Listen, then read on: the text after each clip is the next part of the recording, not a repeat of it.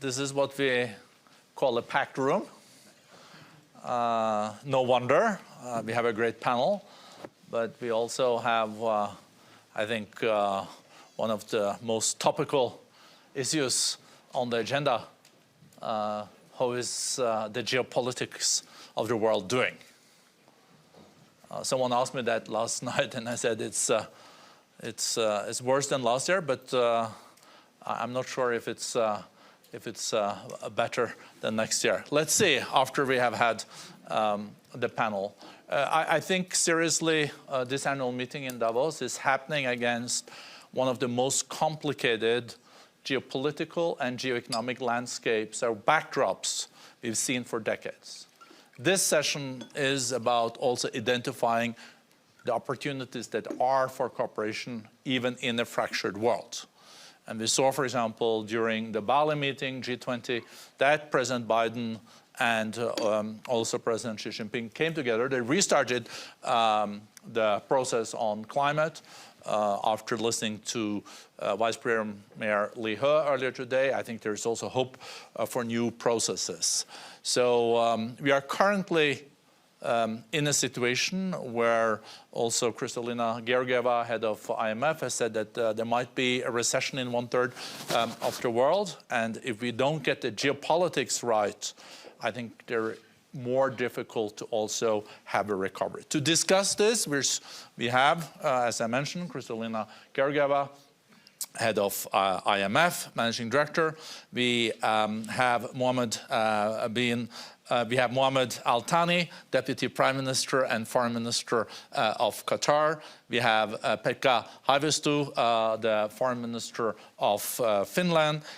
We have His Highness Prince Faisal Al Saud, and we have Senator Chris Coons. So this should be a perfect panel for discussing what I just outlined. So, coming to you first, Kristalina, even if you don't naturally, IMF, deal with geopolitics, it's become also a part of your agenda. And if you see the fragmentation of the global economy now, is there a way to fix this? And how worried are you? Let me first wish you all a very good 23. It is true in our economic projections, we expect growth to further decelerate this year. But since in the beginning of the year we do seek some good news, here it is for you. We also expect in 23 growth to bottom out. In other words, to start a process in which we go up rather than down. Just to put in a context, what going down means. 2021, we were quite optimistic. We discovered vaccines, COVID was retreating, and we finished the year with 6.1% growth. Then we stepped into 22. January, Omicron reminded us that COVID may be down but not gone. And on February 24th, Russia invaded Ukraine. Abrupt slowdown in the world economy. We have finished last year with around 3.2% growth, 2 times slower than in the previous year. Now in 23, we expect the growth to decelerate to around 2.7%. We would come with numbers soon. And what we see in the year are 3 very significant challenges. Number 1, the war is still going on. And as long as the war goes on, it has a damning impact on confidence. Consumer confidence, business confidence, especially in the neighborhood, and I'm sure Pekka will talk about it. Number 2, cost of living crisis. Inflation that has been generated by multiple factors, but especially by the war, is hitting people, especially poor households, very dramatically. And interest rates are at a level we have not seen them in decades. And that is the third factor. High interest rates inevitably are going to contribute to a slowdown in the world economy. So let's put the question of fragmentation in this context. And the context is, it's not great. So when it is not great, the logical thing would be for us to reach out to each other and see how we can do better together. But instead, what we're seeing is more forces that are pulling us apart. So we asked a very important question. What is the cost of fragmentation? And we came to Davos with an answer.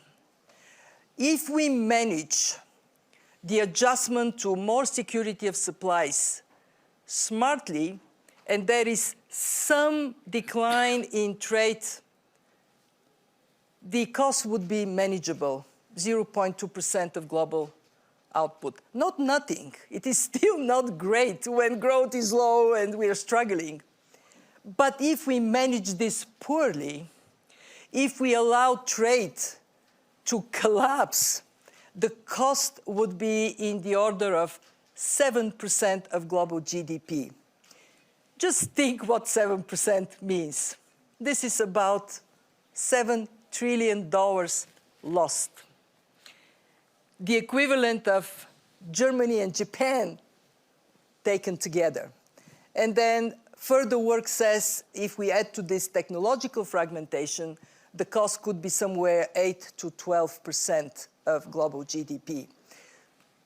Why I'm stressing this issue today? Because we still have a choice to make and be wise and don't throw the baby out with the bathwater. An integrated global economy has served us all well. As a result of this integration, over the last 30 years, the world economy tripled. For emerging markets and developing economies, it is even more important, they quadrupled in size. But rich countries also benefited. Their economies doubled. And all this means 1.3 billion less extremely poor people on this planet. And it means higher standards of living for everyone. So my appeal is to be very rational. Yes, we will not go back to the days when costs were the only consideration for where you allocate production and how supply chains work. COVID and the war told us security of supply requires some redundancy in supplies. In other words, there would be some cost. But if we are smart to keep that to the level where we make the economy, the world economy, more resilient and not drag the world into a place where we will be all poorer and we would be less secure. My fear is that we are sleepwalking into this world. But hey, here is Davos. Wake up! Do the right thing. I think you deserve applause for that. Chris Coons, Senator, we know the US is still the largest economy of the world. What you're hearing also, the managing director of IMF is saying here that a bit of nearshoring to avoid this notion of just in time and a little bit more just in case, building a little bit resilience is fine. But if we go too much into this notion of friendshoring or more protectionist measures, we can shave off a lot of growth globally. We know that there is a new House. There is also partly a new Senate. How far will the US go in friendshoring, making sure that things goes to Mexico and countries that you're allied with? Do you see the point of the IMF managing director, and how will the US balance this to make sure that we also will have growth in the years to come, and this will be a very shallow recession, if a recession at all? Look, thank you for your comments and the opportunity. I do think that American leaders and business leaders in particular recognize that the severe disruptions of the pandemic and some of the challenges of the reach and the scope of globalization that have caused a backlash in many of our countries, a populist backlash, certainly in the United States, need to be addressed. One of the ways to deal with some of our challenges in terms of the hemisphere and migration also is to do some nearshoring to improve the job opportunities in Central America, for example. But I don't think it will be as robust as potentially projected. I do think that we will continue to have an open economy, to be committed to free trade, and to see the robust value that globalization has brought to the world as well as to many of our people. This is a delicate point. It is unclear where a divided Congress might go in trade policy. But I do think there's been a lot of comment, a lot of concern about the Inflation Reduction Act, one of the largest pieces of legislation that a divided Senate just passed. A 50-50 Senate managed to do some robust things, invest in our own infrastructure, invest in our own science research, and invest in our own energy security and independence. I was encouraged to hear the comments from Ursula von der Leyen earlier today that we recognize that as we are implementing this significant investment, we need to do it with an eye towards our closest partners and allies, and to do it not just for our benefit, but for the world's benefit. I think one thing that is missed in the coverage of the Inflation Reduction Act is that a lot of it is an investment in new clean energy technologies that can benefit the whole world. Methane management and capture, carbon capture and sequestration, small modular reactors. So if you take the message from the Inflation Reduction Act that somehow America has become solely protectionist and that we will abandon multilateral finance, or we will abandon the global markets that have helped make so much progress over the last decades, I don't think that is a correct reading. I think it was principally about our energy independence, not an attempt to harm others or to isolate us from others. And I do think that the implementation of it will end up proving to be more positive for the world as a whole than was initially seen. Thank you, Senator. Prince Faisal, Saudi, the kingdom, is one of the largest energy producers in the world. And in this discussion related to then cost of living, of course, oil price is also an incredibly important part of it. So maybe you could comment on that, but also the region that Saudi Arabia is situated is not the most peaceful region in the world. And we know that one of your neighboring countries, Iran, the relationship there has been complicated. So maybe you could elaborate on both those two things. Sure, thanks. So on energy, energy security is absolutely key. And here what we feel in the kingdom is that stability is absolutely the key to that energy security. So one of what we believe the successes of, for instance, OPEC and OPEC Plus has been, it has been able to deliver a relatively stable oil price, one that is predictable by both consumers and producers. Some other energy sources have faced significant challenges in that regard, significant rises. And we continue to be committed to that. We're also, of course, committed to a clean energy future. But the only way we can transition to a clean energy future in a way that doesn't impact the issues that Kristalina addressed, the issues of access and ability for the developing world to continue their path towards prosperity, is if we can ensure some level of stability and predictability in the supply of traditional sources of energy while we invest in renewable energy. So in Kingdom, for instance, is investing almost $200 billion in deploying renewable energies in the Kingdom and abroad. Our companies are active in 21 countries around the world deploying solar and wind energy and other sources of renewable energy. But that's going to take decades for the developing world especially to be able to have enough energy for it to replace traditional energy fuels. In that interim period, we need to maintain a stable supply of traditional energies and one that is priced in a way that ensures that stability. And that, I think, we have been able to do. This is certainly our feeling, and we will continue to address that in a responsible way.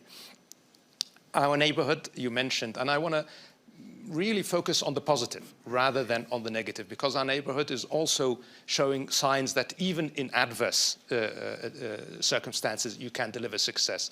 The kingdom's economy, for instance, is going to be this year the fastest growing economy in the world. Through a very ambitious reform program, Vision 2030, we have been able to transition the economy in a significant way away from a dependence on hydrocarbons, on oil, as a source of revenue for the government and as a proportion of the GDP. That process continues to go on. We are activating all kinds of areas in the economy. Unemployment is significantly down, labor force participation is up, especially for women. So these are all signals that even in a difficult part of the world, you can be successful. And when it comes to Iran, we have reached out. We are trying to find a path to dialogue with our neighbors in Iran, because we believe very strongly that dialogue is the best pathway to resolving differences. And we feel quite strongly that what we are doing in the kingdom and what others in the region, especially the GCC countries, are doing in addressing the challenges of their economy and investing in their countries, in focusing on development rather than geopolitics, is a strong signal to Iran and others in the region that there is a pathway beyond the traditional arguments and the traditional disputes towards joint prosperity. And I think the more we can build a sense of cooperation in the region, the more we can work together, the more we can deliver not just prosperity for our people, but also for our immediate region and beyond. Thank you. The relationship with your neighbor, I'm thinking about the US here. After the summer, there were some speculations that there were some challenges in the relationship after the OPEC decision. Was that true, or how would you say it is today? Because we know that Saudi Arabia and the US traditionally has been very, very close. So certainly a much less challenging relationship as a neighbor than the other neighbor we just talked about. But, but look, certainly, we have a strong partnership with the US, and we continue to work through that partnership. That doesn't mean we don't always that doesn't mean that we always agree. We sometimes disagree. We certainly disagreed on the issue of the oil market. In the end, we believe that I think our position was the correct one, and it showed through what we see now. The oil price continues to be stable. It's and we have a responsibility to the broader oil market, to the broader economies of the world, to make sure that we continue to provide that stability. But we're going to have a robust dialogue with our partners in the US. We're going to continue to work through any issues. But overall, this relationship has delivered significant benefit, not just for our two countries, but for our region. And as we continue to address the issues that Kristalina just addressed and that Senator Coons just addressed, we're going to need to work together. We are all going to need to work together. That means the GCC with each other, the Kingdom with the US with Europe. Everybody's going to have to work with each other in order to address all of these challenges. If we start getting hung up on minor issues, we are not going to be able to address the big challenges that face the world. And you share this view, Senator? Largely, yes. I will say one thing that has brought together Republicans and Democrats in Congress, the American populace generally, and most of our core allies and partners in the world, is opposition to Russia's brutal aggression in Ukraine. And so I think there were initially some concerns expressed by many of us about the OPEC decision. And as time has gone on, I would agree with His Highness that as the price has stabilized and as we've had more dialogue, we recognize there is a positive path forward for this long-standing, important relationship. But many of us remain concerned about the path forward for Ukraine and ensuring that there is a commitment, a stability, and investment that gives Ukraine's leaders and those who are fighting bravely every day on the battlefield confidence that they will encourage them with the knowledge that there are many around the world who stand with them. We'll come back to Ukraine. That's one of the other elephants in the room, I think. But I would like to go from the kingdom to Qatar, to Sheikh Mohammed, Deputy Prime Minister and Foreign Minister. The relationship also with Saudi Arabia is much better than it was a few years ago. I think we could agree on that, but there's still a region with its complications. Qatar is one of the largest exporters of natural gas, and I think Europe has been very pleased with also the LNG capacity. Where do you see natural, so I have two questions. Where do you see the role of natural gas being a bridge between the fossil fuel-based society and the renewable society, Qatar's role there? And second question is that we are talking about a lot of conflicts in the world, and Qatar also has played a role under your leadership as important in peace and reconciliation. But I think we're seeing it in many of the conflicts. It's very difficult because we can bring the horses to the well, but it's impossible to make them drink the water. And I would love to, for example, hear your comment on the latest development in Afghanistan that has been a great concern for all of us. So, Sheikh Mohammed. First of all, thank you, Borge, for inviting me here, and I'm really pleased to be among such a distinguished speakers and attendance here. Regarding the first part of your question about the energy and the role of the LNG, we believe in Qatar as the gas is a safer, cleaner, and more reliable source of energy, and we believe that the gas will remain relevant and a destination fuel, and it is very important in the energy mix for the next decades to come. Now, when it comes to the transition agenda, unfortunately, a lot of the policymakers, they have set unattainable goals, like very aspirational goals, that they didn't realize that this will need time, will need a significant amount of investment. And also they stopped or didn't allow investments in the last 10 years, probably. And we have seen that this energy poverty, which unfortunately been accelerated because of the war in Ukraine, it is a result of these policies.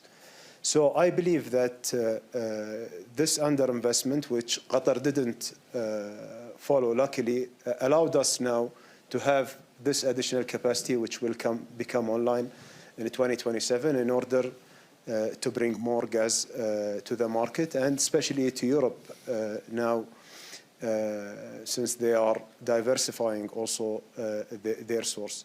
We believe that the energy mix, taking it in consideration, very important to keep the gas, to diversify also the sources, but also to keep in consideration the other sources of energy until they reach these goals.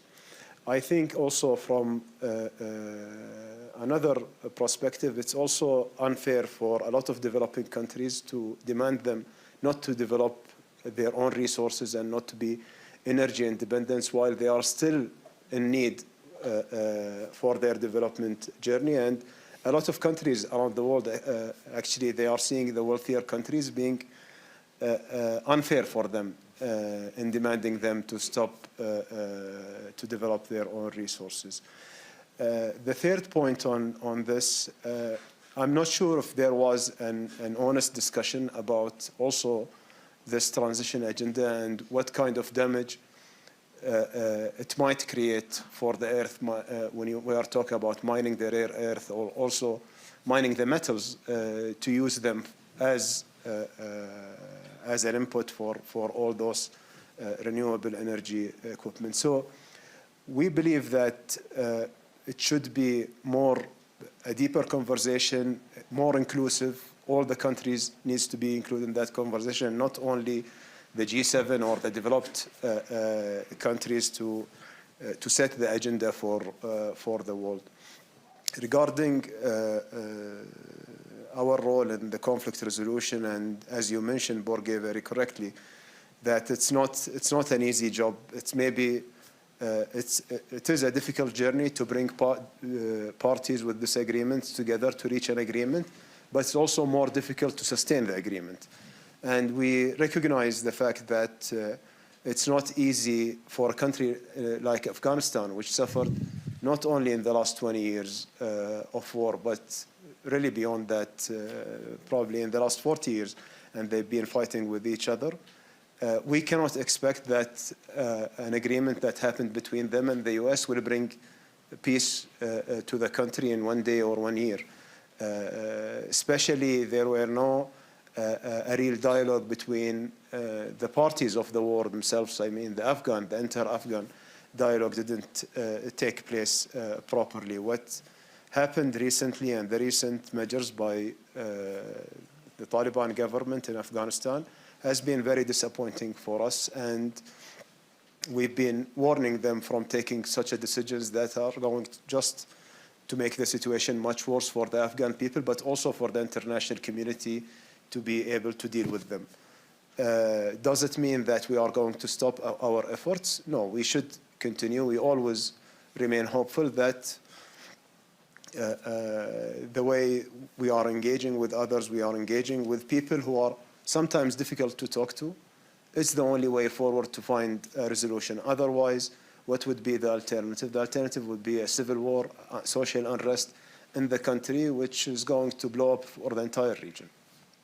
So on the latter, I think when we have a dialogue with the players in Kabul is one thing, but decision makers are also in Kandahar.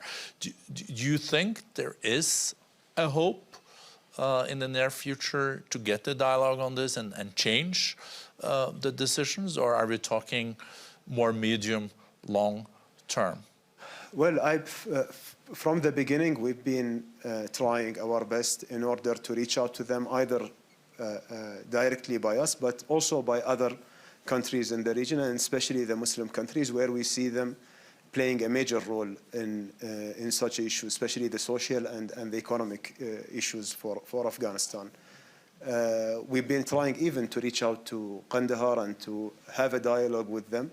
Until now, we didn't succeed, but we are in a continuous consultation with other countries in the region, with some Muslim countries, in order to go and to reach out to them as a group of countries and to talk to them about these issues and about these measures that have been unfortunately taken without any rationale, and they couldn't even rationalize it for us, the ones who are talking to them. So I believe it's not going to be an easy job, but it's very important to keep trying and to keep insisting to drive this change until we see a real change happening there on the ground. No, thank you. It's about a whole generation of girls and women's rights to education. So we hope all that there will be a way of breaking that impasse. I said to Senator Coons that we were going to come back to Europe. There is a war in Europe. And Pekka Haavisto, we've known each other for many years. Pekka was also a presidential candidate for the Greens. You became foreign minister in probably the most demanding time for and challenging time for your country in decades. Had you ever reflected on that you, as a Green, was the one that was going to bring Finland into NATO? Well. Actually, we had this kind of very rapid NATO debate in Finland, which started 24th of February last year and ended in May when we tabled our NATO documents. And of course, we were so happy to get Sweden on board. I have to say that I was more skeptical with the Swedish possibilities after 200 years of neutrality to join. It was a bigger, changing religion, huh? Yeah, it was a bigger issue there, as a Nordic background, you know about it. But I have to say that my party fully agreed with that. But even the left-wing alliance that has had in their program the anti-NATO policy changed their policies and voted in favor. So it was a very unified Finland. But maybe on the Ukraine issue and on the security situation, I have to say that the black swans, unfortunately, are now coming from Europe, and the risks are coming from Europe. Of course, we can think about this different kind of escalation of the conflict, Russian aggression against Ukraine. We, of course, would like to support the Zelensky's 10-point peace plan, but peace, it needs two to tango. We know that. And then I think the issue, when we speak about the multilateralism and how the international organizations work in this time, of course, Helsinki was the place where the Helsinki Final Act 1975 was signed. It was some kind of end of the Cold War. And now Finland will be sharing the OSCE 2025 50 years celebration. And I don't know if it's a real celebration because we see a broken structure in European security. And what I would like actually to defend a little bit the UN, because I'm facing a lot of questions that should we close the whole shop with the UN at the moment because UN cannot defend Ukraine and UN can do this and that. I have been saying that actually according to the UN Charter, Article 51, a country which is attacked can ask help from the other countries until the problems are solved in the UN Security Council. And we are exactly there. Ukraine has been attacked. Ukraine asked for help from other countries. We are helping. We are waiting for the Security Council to solve the issue. And of course, the bottleneck is the Security Council. And now, instead of the Security Council, we have the General Assembly that has been taking a very high moral high stand on this issue, and that's important. We have an international agreement on that issue. But of course, at the same time, we should work through the UN on issues where we can. The food security is one. The grain trade channel that has been opened, I think it's a success story. I just 2 days ago discussed with Mr. Grossi from the IAEA, who was on his way to Ukraine to look at the nuclear safety issue, very important for Europe and globally, and even some exchange of prisoners that is ongoing. I think the Turks are negotiating successfully in Ankara on this issue. It shows that these channels are open and discussion channels are open. But of course, it's very important that we stay in solidarity with Ukraine, defend their independence, their borders. And I'm also quite proud citizen of European Union, I have to say, because in the beginning, everybody was very skeptical how European Union will react. Are we united and so forth? We have, through the European Peace Facility, been supporting militarily Ukraine systematically, and together with the US and UK, an excellent cooperation on support of the Ukraine. But of course, the big challenge remains, how do we get Russia out of Ukraine? How do we get peace that is permanent peace in the region? And what kind of security guarantees we can organize for Ukraine? And Finland has 1,300 kilometers border with Russia. So what I follow in Finnish politics is also this notion that Ukraine is then really also about other neighbors' future with Russia. Is that your interpretation too? Well, of course, we Finns, we are very security-oriented people. And when we look at the world news, we always ask first, what if this is happening on our borders? And only then, when we have solved that question, then we say how to organize the solidarity towards those who are in trouble. And I think it's from our history. And when first Belarus organized illegal migration over the border to Poland, the Finns asked, what if this is happening on our border? When Ukraine was attacked by Russia, we asked ourselves, what if this is happening to our border? And that led us to NATO debate, particularly actually these unconventional weapons issues, like the nuclear threat, the chemical weapons threat. People asked that, hey, we have a quite strong traditional military, traditional army, big reserves, but what if we are threatened with the unconventional weapons? And I think it's fair enough to ask, unfortunately today, also that kind of questions when we see the prognosis of the war.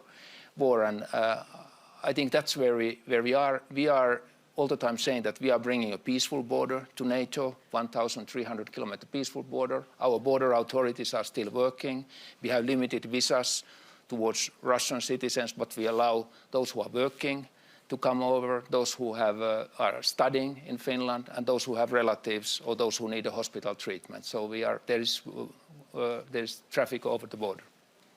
I think the question we're all asking us is when and how can this war end? And as foreign minister, I used to also always come to Helsinki and discuss with you and your predecessor and the president about Russia, because there is a lot of knowledge about Russia in Finland. There's a long history.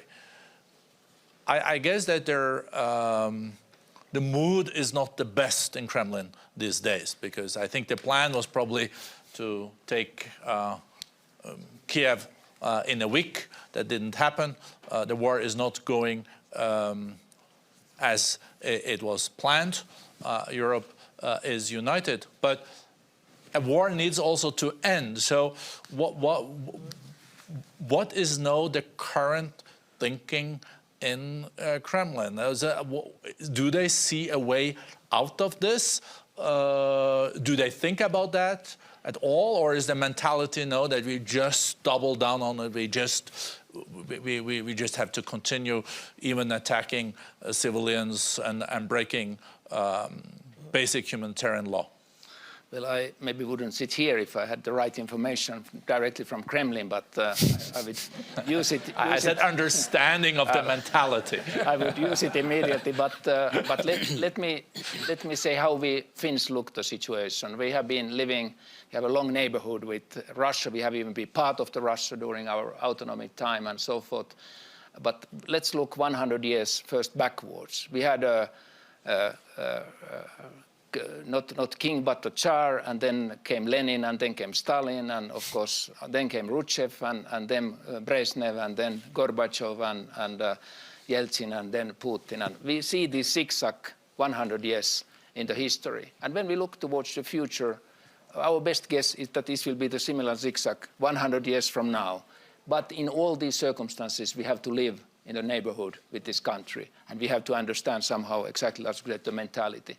Currently, we see a rising patriotism. We see quite weak opposition in Russia. Many people have left Russia who think in a different way and so forth. Many young people, and there's a huge brain drain from Russia at the moment. And this is, of course, not good for the Russian future if we think in that way. But at the moment, we don't see any movement that is from the inside Russia stopping the war and so forth. So we can only think that militarily Russia should be stopped, and militarily it should be shown that there is a limit. You cannot go, there is a red limit, you cannot go over the border of a country without any consequences. And I think, by the way, when I'm referring to this UN Article 51, I have been, when people ask, has it been used before? I said, 1990 autumn, I was sitting in the Finnish parliament, a delegation from Kuwait came and said, Iraq has been occupying our country, can you help?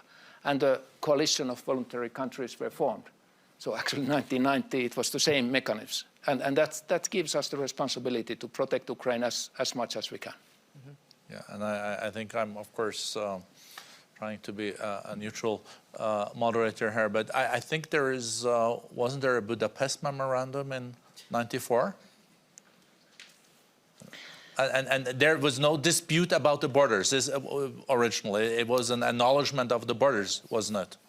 Yes, all borders, of course, have been recognized, and already what happened 2014, of course, the stealing of the Crimea by Russia, everybody said that we should have been reading these marks even more clearly. We can be critical to ourselves that we didn't maybe react strongly enough, but of course, major violation of the international rules has happened, and major violence against the rules of the human rights have happened, of course, in this bombing of the civilian locations and others. And I think it's very important, wherever the countries are coming from, that in the UN to agree on those principles. And there are some principles, and we have to respect those. And you're sending weapons to Ukraine too, Finland? We are sending weapons, and we have been sending 11 hard packages. The latest one was worth of 55 million euros, and we are discussing now about the Leopard 2 tanks. We have some of them in Finland, bought very cheaply from Netherlands, by the way, in the time of the peace.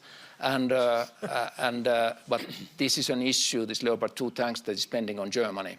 And Germany and Poland, but basically these are German-made tanks, so we need a permission from Germany, but also we need a bigger slot of same models to be sent, otherwise it's quite useless. So coming back to you, Senator Kunz, because I heard today that, of course, the support from the US there has been critical for Ukraine. You had also President Zelensky addressing both the chambers of the Congress. But there is also this discussion going on, though, how long the US will support the war. And one of the things that is said also from Kremlin is that, we don't know how long this will continue, because there is also not full alignment on this thing in the US. You think with the Republican majority now in the House and the Democratic majority in the Senate, do Do you think there will be changes in the U.S. policy here, or is there just a few single voices? I think there are just a few single voices. I think there are folks in the left and the right in our political spectrum who are questioning the cost, but I think this is something where the overwhelming majority of the members of Congress and of our people support a continued robust partnership with all of our allies in Europe and around the world, frankly, to see this as what it is, a brutal war of aggression, an attempt to rewrite the boundaries of Europe, an imperial war. And frankly, after tens of thousands of Ukrainians have died fighting, we cannot step back at this point. Putin had calculated that he could divide the West during the winter by having huge costs, cutting off energy and making Europe bear some of the costs. That has not happened. He calculated that by striking a civilian infrastructure and leaving millions of Ukrainians in the cold and the dark, he could break their will. That has not happened. Now Putin has to assess where the costs are greater, where the risks are greater. And I think Western unity and unity in pushing back against this aggression is critical. It will determine a lot of the shape of the next few decades. He has already made a huge strategic mistake. Finland and Sweden will join NATO, doubling the border with Russia and bringing two sophisticated advanced economies into NATO. I think what we now need to see is a path towards a successful conclusion and the liberation of Ukraine. Thank you. Of course, if it's any of the GCC foreign ministers that want to comment here, please feel free to come in on this topic. If not, I will go to Kristalina. Yeah, I mean, just to say, and I'll just say that, you know, we've heard, and you emphasize this, that this conflict has impacts well beyond just Ukraine. And at some point, we need to find a pathway to ending the conflict. So that's, I think, if you listen to the developing world, that's the message you will hear mostly, is, you know, that this is significant. And obviously, this is a complex question, but we will have to talk about how we find a pathway to ending the conflict. And Paka kind of mentioned that there are already some efforts on the margins, let's say, you know, prisoner transfers, you know, we were involved in some of those. Turkey is doing some of those. There's work on nuclear safety, which might be a doorway. So they need, you know, we need to also look towards a path to ending this conflict, because without that, the uncertainty that Kristalina referred to is going to continue. Thank you. Sheikh Mohammed? Well, I think, look, Borge, what just Pekka mentioned about, you know, referring to the Charter of United Nations, and like, no one from us, no one, at least, you know, Qatar, GCC, all of the countries, we voted, for example, for the resolution. No one would like to see an aggression toward another country or threatening of using of power, and we want to see everyone standing up and abiding by the UN Charter.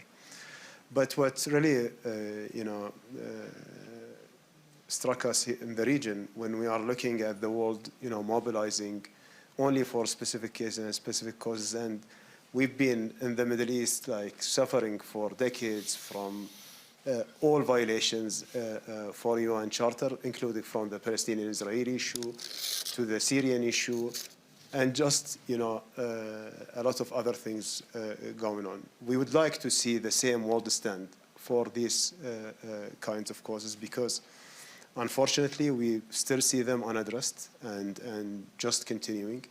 There is a very big concern now among the region with what's happening in Palestine, with all these provocative policies. We would like to see a real stand from our allies and partners also to stop the Israeli government from taking such an actions. And this is applied also to the suffering of the Syrian people and others. We would really want to see an end for this war in Ukraine. We would like to see everyone abiding with the Charter of United Nations. We want to see an end of the suffering of the Ukrainian people as soon as possible, as well as the other people in the world. Thank you. It says time out, but Kristalina, I think we can at least take the privilege of prerogative of taking 2 minutes. I think you're the only one Russian speaking on this panel too, and we should not forget that Kristalina grew up in Bulgaria. You also was the World Bank's representative. I remember I met you in Moscow. So how do you look at this? Is there an end to it? And I think the economic impact and also on food prices and etc. is quite terrible. So if you can do that in 2-3 minutes. Well, it is tragic to see Russia taking such a course to destabilize Ukraine, but also destabilize itself. And if we look at 22, the single biggest factor affecting the world economy was this senseless war. What I know about Russia is that one of the pitfalls of the last decades was the fact that there wasn't more concerted effort to integrate the Russian society, the Russian people, within the world community. When I was in the European Commission, I used to very often say, Pekka, we have to have more people-to-people exchanges with Russia, so we have the Russian people feeling that they're part of a family of nations, rather than being taught that they're somehow different. I was country director for Russia based in Moscow in the best days when Russia was reforming and there was G8. Remember these days? And at that time, when you ask the Russian people who they are, how they define themselves, the majority would say Europeans. Even the Russians that live in the Asian part of Russia. When you ask the Russian people today, they say we are different. We are a different civilization. We are different from the rest of the world. So if I draw one lesson, is to remember that, yes, policies are defined in the high corridors of power. But when a population of a country subscribes to policies that are detrimental to their own interests, there is something for the world to reflect on and perhaps think about ways in which we can do more people-to-people exchange. I am concerned that in this horrible thing Russia has done, there is a bit of kind of vilifying all Russians. We throw them all in that pot. And we have to be careful about it. There are so many wonderful, smart Russian people that don't agree with these policies. Some of them are now in Poland and in Finland, and try to think not in this, to take this individual case of Russia and say a world that is more integrated is a world where we are connected on the basis of our humanity, and we recognize how much we depend on each other. That we actually, all of us, we are not that different. We are all part of humanity. And to finish on this note on Russia, those who speak, are there Russian speakers in the audience? Anybody? I think there's... It's like me, okay? No, there is a couple. There's some. Yeah. There is a very famous Russian song, and when the war started, it spiked into my mind, that is about Russia not wanting the Second World War. And the song is «Хотят ли русские войны?» Do the Russians want a war? And the whole notion of the song is no, they don't. What happened? Why did it happen? And how we can put an end to it. I want to leave us with this notion that even the 100 Years' War ended where? At the negotiating table. The sooner we define a space, as everybody here said, for this horrible war to end, the better for everyone. And of course, great news for the world economy. No, thank you.